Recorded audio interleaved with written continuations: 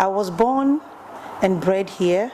I was born at Komfanochi Teaching Hospital as a baby, and I lived in Kumasi for a very long time.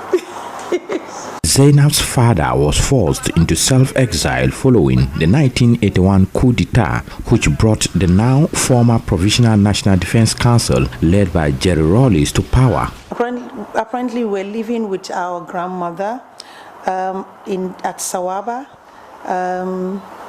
and then we also attended a local school around the area, which is Calvary International School. Growing up without a father, Zainab says life was difficult to endure because the family could hardly afford household expenditure. Something dramatic, however, occurred in 2003 after her father had passed on.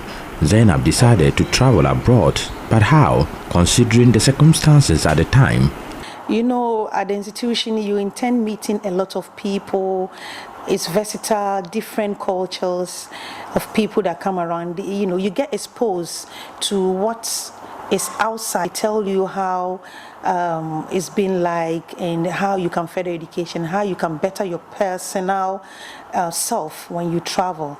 So I decided to, you know, apply to continue my education there. But when I applied, my intention was to stay there for good, because looking back to where I'm coming from, I didn't intend coming back to Ghana at all.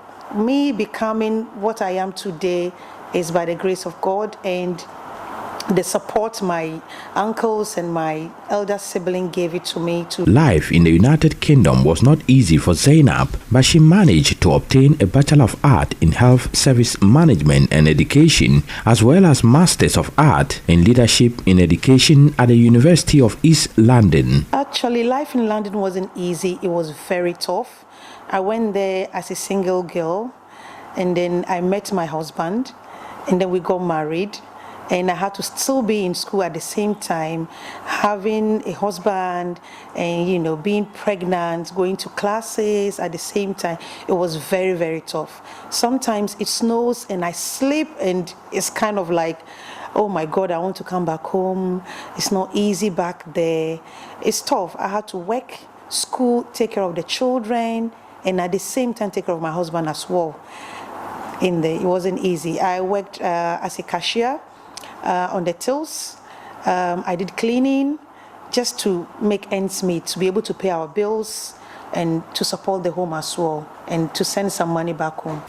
Despite opportunities available to her outside, she was convinced her identity was tied to her motherland. In 2014, Zainab was back in Ghana with a smooth transition, unlike many returnees. Zainab joined Maria Montessori School as headmistress for 4 years before establishing her own school in 2018. Before I could come, I researched to find schools that are in, you know, in Kumasi, Ashanti region. So I applied from UK, a school called Maria Montessori in Kumasi at Star Junction, closer to Santasri roundabout. I applied through some CV, and I was called. I had to put my UK number.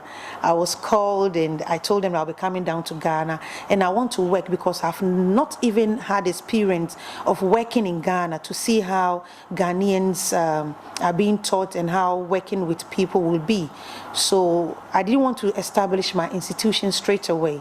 All I wanted was to have the experience working with people, if it would be possible for me to, you know, build my own institution. So I came down in Ghana, put my children into school. Within the next 2 weeks, I started working as a head of preschool. It was very tough. I had about 44 staffs under me. It's a very big school. It wasn't easy, like in bringing whatever you've learned down here in Ghana. It was very rigid. The teachers felt that it wasn't what they wanted. They wanted freedom, and I wanted them to do the right thing. But behold and behold, we all achieved it. They understood me. And after 4 years and a half serving Maria Montessori as a head of preschool and gaining much experience, I established my own school, opened it in the name of the... Today, Zainab is applying her knowledge and skill to Ghana's education system. For Zainab, this is just the beginning of greater things to come in her bid to help build Ghana's human resource. I integrated it with hybrid, which is a British curriculum, Montessori, and Ghana GES curriculum. So I integrate all these with these children. We have different learning methods that we apply for the children, depending on where the child is coming from and the home and the background. So we observe every 6 weeks, every child is observed, every teacher writes observation sheets of the child. We call the parents, we speak to them, we want to know more about the child and how we are going to build the child together. So my kids, the children, I call them my children, they call me Mommy Zainab in school.